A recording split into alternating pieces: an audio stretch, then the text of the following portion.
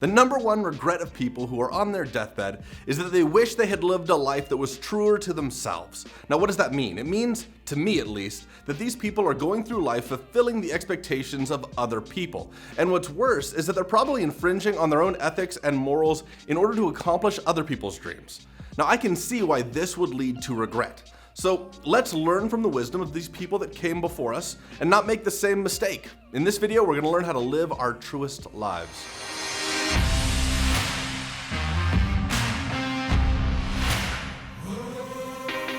Hi, my name's Tyus. I make videos about freedom, and it's easy to imagine your liberties being taken away from maybe a tyrannical government or a maniacal boss or even a really pushy loved one. But really the greatest risk to your personal freedom does not come from anybody else. It comes from yourself. And I'm passionate about helping other people live their dream life of the utmost freedom possible. If that's something that you want, hit the subscribe button. In this video, we're gonna go over how to identify what the right thing is to do. And when I say right, I mean what is the moral and ethical choice to make so that you can have high quality personal character and live without moral regret. Now, towards the end of this video, I'm going to reveal, really for the first time on video, my own personal system for morality, and that's something that took me over a decade to create. Let me share with you a little moral dilemma that I ran into. Personal story. A long time ago, in a galaxy far away, I used to sell cell phones for a living. And the cellular providers, whether that was Verizon, AT&T, T-Mobile, whatever, what they would do was they would subsidize the phones. So if you signed up for a 2-year contract, they would pay $500 for the price of the phone, and you'd pay the difference, the remaining amount. And that's why cell phones used to cost so little in money. They used to be really cheap. It was because they were subsidized by the providers. And then you, if you signed up for that 2-year contract, would pay that money back to them over the length of the contract. That's also why they had huge cancellation fees. It's because if you canceled, they still needed to collect on the money that they paid toward your phone, so that's what the cancellation fees came from. So this scam popped up where people, these con men, were stealing people's identities and they were buying phones under somebody else's social security number and basically creating an account with them. They would buy as many phones as they could and then they would sell those phones on the black market. The cancellation fee would then go to this person who had their identity stolen. Now, my boss at the time really wanted me to sell these phones to con men because it meant money for their store, and most of the employees went along with this because they were getting paid a bonus. Me, I quit, and I'm really proud of that decision that I made because it was me faced with a moral dilemma, and rather than taking the easy road, the road of just doing what people told me to do, I decided to choose my own moral path. And that's what I'm going to suggest you do today too. However, to do that, we're going to need to build a couple of tools. If it hasn't already happened to you, there will come a point in your life where you're going to be asked to do something that you find morally distasteful. Now, most people believe that they would not participate in something that they disagree with, but there's mountains of evidence, mountains of studies and data that shows that people will almost always comply with orders that are given from an authority figure, even when they don't agree with it. One famous example of this is called the Milgram Experiments that were conducted at Yale University in the 1960s. Participants were told that they needed to administer an electric shock to somebody else who was answering questions. And every time they answered the question wrong, they got shocked. But every time they got shocked, the intensity of that electric shock got worse and basically increased until they were administering a lethal dose of electricity. What was surprising is that a high proportion of the subject fully obeyed killing another person when they were instructed to do so. Now, Stanley Milgram, the guy that created this entire study, he used this to explain why in World War II people were willing to commit genocide by the orders of Hitler. Now, if this is a fundamental characteristic of humanity, how can we overcome it? And the answer is pretty simple. We need to understand very clearly where our own morals and ethics lie so that we know what line we are not willing to cross. There are 3 primary competing philosophies around ethics. They are virtue ethics, consequentialism, and Dientology. Now, Dientology is probably the simplest system to understand, and that's basically that of taking orders. It means you do your duty to a central authority. And that authority might be your parents, it could be a leader, it could be a boss.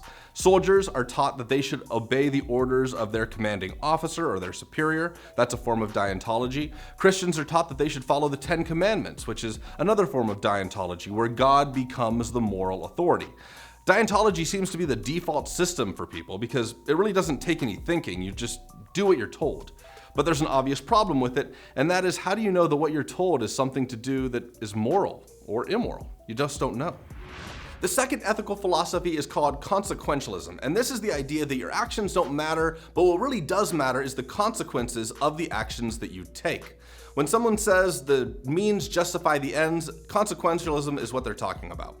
This is often demonstrated by the really famous trolley experiment, or the trolley problem. It's a moral conundrum that's put out there. And the way the trolley problem goes is this. There's a trolley running down some train tracks, and there's 5 people in the way that it's going to crash into, and for some reason, they're not getting off the tracks. In front of you is a lever, and if you pull that lever, it's going to move the trolley onto another set of tracks where it's going to kill 1 person rather than the 5. Now, when most people are presented with this problem, they say, oh, well, of course, I'm going to move the trolley from hitting 5 people to killing 1 person. That only makes sense, right? Because, 5 minus 1 is a net positive of 4, so the consequences is a net positive of 4. That's consequentialism. But there's a problem with consequentialism, and it's a pretty big problem. This line of thinking is really the primary justification for many of the world's most unethical decisions in human history.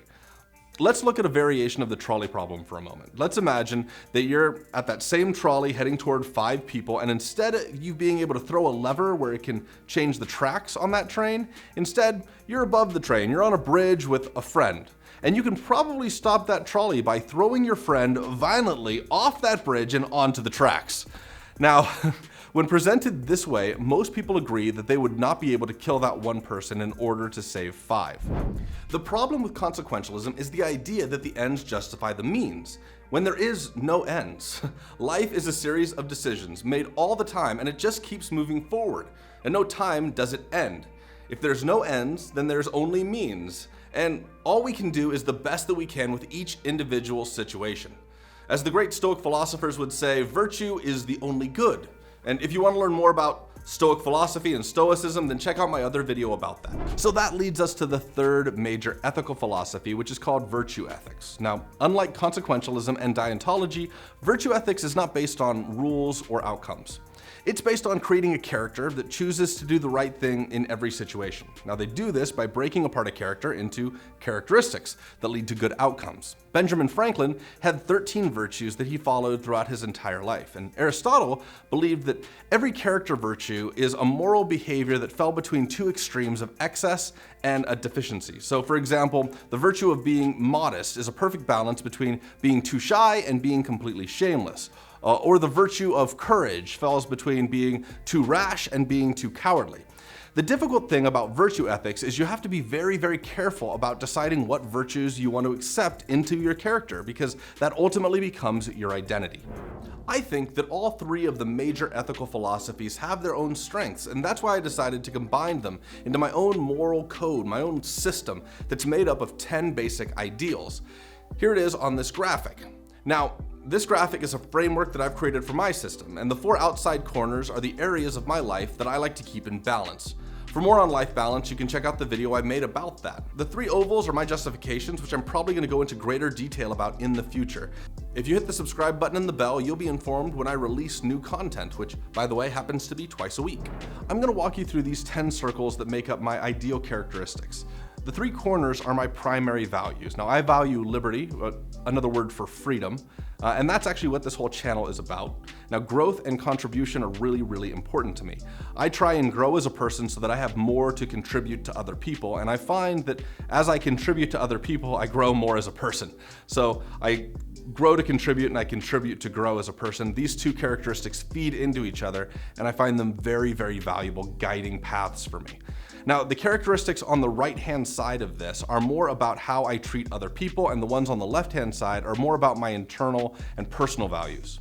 The center circle is something that I've coined called auto-dientological, which means that you should be in duty to yourself. You gotta obey the objectives that you set forth and be consistent with your beliefs. Now, I'll also take a second to go over the other 6 center characteristics so that those all make sense too. Realism is about accepting truth even when it's inconvenient. Now, there's times when a false idea or belief might make you feel happy or hopeful, but I've committed to accepting what is true even if it's inconvenient. Absolution is about letting go of things when they're done. That might mean forgiving someone who's wronged you or not seeking revenge or vengeance. Now, this is hard for me because I can easily dwell on things. Optimism is something that I learned about from working at Apple. It's about assuming positive intent in others. Now, those people that have more optimistic views of the world have been shown to dramatically outperform that of pessimists. Beneficent is all about doing the right thing whenever it's possible. It means that I'm going to take every opportunity to help somebody. Maybe that means I'm going to pull over every time I see somebody who's got a broken down car on the side of the road that doesn't work. Or it means that if I pass by a homeless person on my way into the grocery store, I'm going to make sure that that person doesn't go hungry. Resolute means that I hold to my word. If I tell you that I'm going to do something, that's what I'm going to do, and that I abide by my contracts or any agreement that I enter into. Mutualism is all about making sure that everybody wins in an interaction. I don't want to be involved in a zero-sum game or engagements where somebody has to be taken advantage of in order for myself to profit. Now, this moral framework is a living document for me, which means I can change it at any time, but the older I get, the more solidified it becomes to me, and that's probably because it's taken me, as I said earlier, over 10 years to get it to this point. Now, morality is relative, so your framework might be completely different to you. I'm going to write up a short process on how to identify your own values and then refine those into a moral framework that can be custom for you. And if you want to see that document, that little outline that I'm going to create, I'm going to leave an email address in the description below. You can send me an email and I'll make sure that you get that document. I'll email it back to you. If you do, and you come up with a really powerful moral framework, I'd really love to hear what those are. So please come back to this video and leave comments below on what characteristics you value most. Hey, if you're enjoying my channel as much as I'm enjoying making content, then please hit the subscribe button. If you know somebody who would like this kind of content or needs to hear the message or would super disagree with me and you want to just troll them, please share the video with those people, and I hope to see you on the next one.